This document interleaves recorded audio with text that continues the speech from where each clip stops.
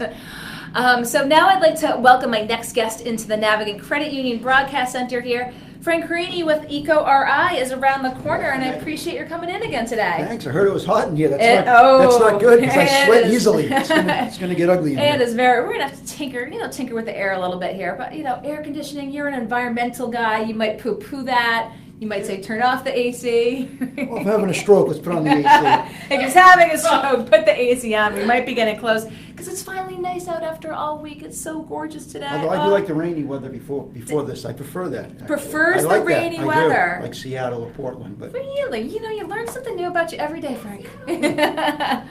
So a bunch of great things on EcoRI, again, the premier environmental website, journalistic website here in the state. Always has great articles about what's going on, impacting the environment, and things that folks should know about.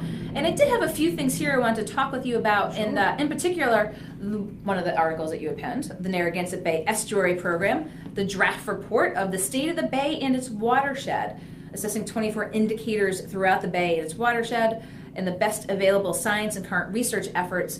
What's impacting the bay? Well, besides climate change and sea level rise and legacy contaminants, it's us people, not you and I. Well, you and I too, but people, and it's population. It's just impervious surfaces, man-made structures, sewage. It's us, and we're impacting it. I mean, that's not good or bad. It's just that we're having the biggest impact on the. So we just need to have a way to be able to assess where all of these impacts are coming from. And then how is this report used? I don't say you, but how is this report intended to be used?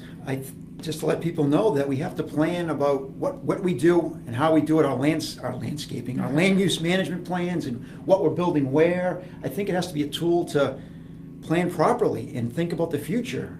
And I don't know, like many other studies and reports that we do, I think it'll be ignored. Sadly, just end up on a table somewhere. I mean, people put a lot of work into it. It's not like the report is everything's going to hell and we're all in trouble. It's just a scientific and pragmatic look at what's going on. So it's not like telling us we're doing things badly or whatever, but it's a plan we should be following or at least looking into, and I don't know if we will. I mean, that's the problem. Now, it's going through the process right now. It's in the comment period, correct? Yes, till May 22nd, and it's a lengthy read, and I just wrote one story. I'm going to write 2 more about it to go through, and it's not hard to read because it's in a little bit of technical jargon, so it's a little bit of that, but it's a little dense, but I think they did a pretty good job not making it so dense. If I can figure it out, I can't be too dense.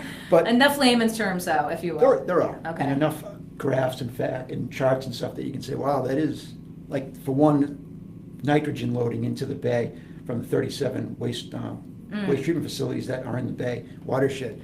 It's like 5 million pounds a year just of nitrogen going to the bay from sewage and other stuff. So. And what does that do to the bay?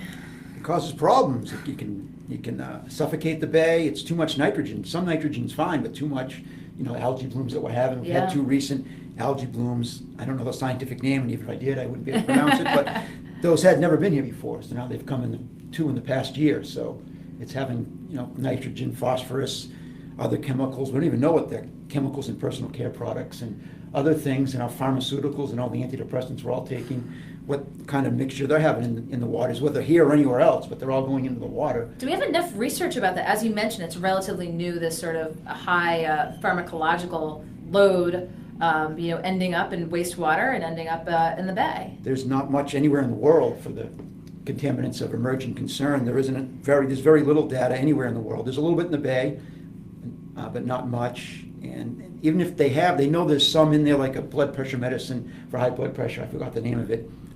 But there's a lot of that everywhere in the column. Now, what that means, they don't know. How it's reacting with other things, how it's reacting with sunlight, how it's reacting with tidal, currents and all that. They don't know. It's going to take a ton of research if there's funding for it. But you got to think all this gathering in waters, whether it's the Bay here or Buzzards Bay or anything else, something's going to happen. They can't be good.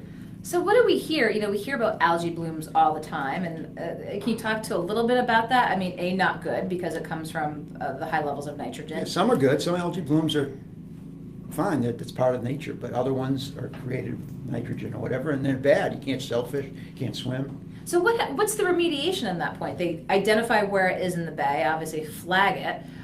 what prohibit activities taking place there at that point? Yeah, and let it cycle out. It has to cycle Yeah, out. the tide Okay. taking in and out, and the currents. Yeah, there's nothing really much they can do. Just make sure that people But we're avoid seeing it. more. But we're seeing more of it. We're seeing more of it. Yeah, we're seeing more of it. Partly it's climate change. You know, it's staying warmer longer here, or it's not getting as cold as it used to be. I'm a lifelong New Englander. The winters seem milder, in my opinion, but I'm no expert. So, but that's part of it. Part of it is more, runoff going into the bay. Whether all this impervious surface everywhere, we seem to be building without a real plan. We don't follow the plans that we have. Now, how often does the estuary program do these types of reports? How long does it take to do these? It sounds very labor intensive. I haven't asked them. It's going to take a while. Not often. Yeah. Maybe every 5 years or so. But I don't know. That's a good question to ask them. They're good people over there, and they really work hard. But I don't know. It takes a while. It seems like there'd be a lot of information to collect. They did it again, and their website's outstanding. If you click through it, we had to click on our link to the story. It's well done. So check it out on EcoRI. Now, you had mentioned this was just the preliminary story. You say you plan on writing a couple more. 2 more, yeah. What are the pieces that you want to pick out to shine a light on? I'm just trying to break it down so people easier to read. I'm just taking what they did and breaking it down. Giving us the Cliff Notes? Yeah, the Cliff Notes. The Frank exactly, Notes? the Frank Notes, whatever they're worth. The cheat notes. But the next one would be like the indicators, like what eelgrass is doing, and other things that kind of show you how good the environment is, like on the land, butterflies or pollinators, their existence or not thereof, kind of show how the environment's doing. So there's things in the bay, that eelgrass being one of them.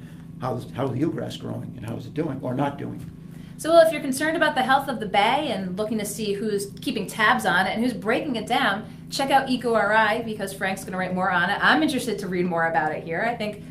Don't you think it's a must-read for most Rhode Islanders if you care about the health of the bay around you? Yeah, well, it's the most important natural resource we have. So I hope everybody. It matters to the whole southern New England, for that matter, but certainly Rhode Island, and 60% of the watershed's in Massachusetts. So that's part of you deal with 2 states putting things into the bay. So keep tabs. Check out EcoRI. The link to the actual report from the estuary program's in there, but you can also check down Frank's breakdown of it. I like Cliff Notes. I like primers. I like things that lay it out there and explain it. That's what you guys do so well. Yeah, that's all I did was take what they already did, basically, and broke it down. I didn't really Make it a little simpler, and we appreciate that. Yes, that's what I can do. I'm good at breaking things down, making them simpler. So let's stay focused on water here. There was a very interesting report that was released by the Rhode Island Division of Planning identifying roads and bridges most likely to be underwater as the tides climb higher and the waves push further inland. So we have that list. Did you take a look at that list? I did. My colleague Tim Faulkner wrote the story, but I edited it, and I've only one that's ever read everything that's ever been on EcoRI. I'm the only person alive that has. So yes, I did read it. The website lays out really well. Did you refigure the layout recently? My wife and the co-founder and our executive director, Joanna Detz, takes care of that. I'm not allowed to touch any of that. He's just allowed to oversee it. It's a really great layout. So I just want to go over here because I have it in front of me. I'm not going to quiz you and say, what are the 10 roads and bridges? I won't remember, even though I what are read the story, ones but most vulnerable? So this is some of the department's findings. There are 175 miles of roads in Rhode Island exposed to sea level rise. 572 miles of roads are exposed to sea level rise and flooding from storm surge. 90 bridges exposed to sea level rise, and 148 bridges. Now we're talking the bigger levels are for the storm surges. So, with no further ado, here's the list. The 10 most vulnerable roads to sea level rise are Hope Street in Bristol. I could see that. Memorial Boulevard in Newport. That doesn't seem like too much of a surprise. Nope. Wampanoag Trail in Barrington. I drive that a lot, so it's right there. The water's You're right by there. some It's not water. far. You're not by the ocean per se, but you're by some inland wetlands. Right, and all that water from the ocean, sea level rise, is going to push into there and push out into the road. So that's interesting. Actually, County Road North in Barrington. Again, that's a road that's kind of through town there, but interestingly enough, again, sea level rise could impact that. Canonicus Avenue in Jamestown, not a surprise being Jamestown. North Road in Jamestown. Again, Olive County Road in Barrington. Beach Street in Narragansett. That doesn't really seem to be that much of a surprise. Nope. Main Street in Warren. Yeah, Warren is Warren's one of the municipalities that are up there with Providence, Barrington, Warren, with having some serious problems with sea level rise in the future. And we say the future, I mean, it's happening. We had someone in actually from URI not too long ago. The benchmarks are continuously changing. What they thought was going to be in the next 10 or 20 years is continually coming on the up and up. Is that not the case? That's the case. It's going up and up. It's already happening. I mean, they're not always underwater, but there's plenty of roads that are flooded when heavy rains or a high tide or a moon tide or storm surge. We see it down here in Water Place Park in Providence. If the hurricane barriers are closed, but there's storm surge and heavy rain, some of those sidewalks get flooded. Do they really? Yeah. I have not seen by it down about there. 2.5 feet. Oof. So it's already happening now. It's just a matter of how much more it's going to happen. I mean, the Division of Planning put this together, so they're not like there's some radical tree-hugging left-wing organization that people would say making up fake news. I mean, they're trying to prepare us for what's going to happen in the future. I mean, how do we even prepare? I mean, these are thoroughfares. Do folks have to use different roads? I mean, do they have to kind of reinforce these roads? Do we continue to do what we've always been doing? Which is ignore everything and just let things happen? No, I think we can't take those roads up or those bridges, but we have to plan and not to build anything more there, or plan that, hey, this road's going to be washed out in 30 years. What are we going to do? Oof. So we have to plan accordingly. We have better land use management, which we don't have in the state. I think it's kind of pathetic. So the last one I didn't mention was, of course, 24 in Tiverton. That's another one that's right by the water there. So these are the 10 most vulnerable roads to sea level rise as we continue to keep tabs on this issue. One of the last things I wanted to talk about today that had been on EcoRI was environmental concerns with the Tiverton Casino. Yep. Do we know much, is this going to hold things up with it? Do you think they're doing a good job of figuring out the fully vetting where it is that they're looking to build? No, I don't think an environmental study has really been done that's shown what the problem's going to be. I mean, the voters voted for a casino, so it did go to vote, so at least people had a say, but I don't think they've put much thought in the environment. Before people even got to vote, they had very little information how the environment would be affected, and there still has been very little information about the impact it will have. It's going to fragment more forest. It's more building things. As I always say, it's important to build things we need in places that make sense. We already had a casino in Newport that's already there, a standing structure. Now we're taking down woods to build another casino. I know the voters voted for it, but it doesn't mean it's a good idea or we had to build it right here. It just doesn't make much sense. So no, I don't think they've done a very good job with the environmental impact of that project. It's kind of a small site. It's all wetlands, like 48 acres of wetlands, and they're jamming this casino down there with parking garage and then surface parking spaces too. A lot of development to take place where the casino is, and that's down there in Tiverton, and I know it's not something that was written about on EcoRI, but we're talking about the possibility of moving the Pawsox from the current location at McCoy Stadium, possibly to where Apex is, or another location by the river there, which clearly seems like it would have some sort of environmental concerns. And one of the things about Apex as well, folks were asking, is that a contaminated property?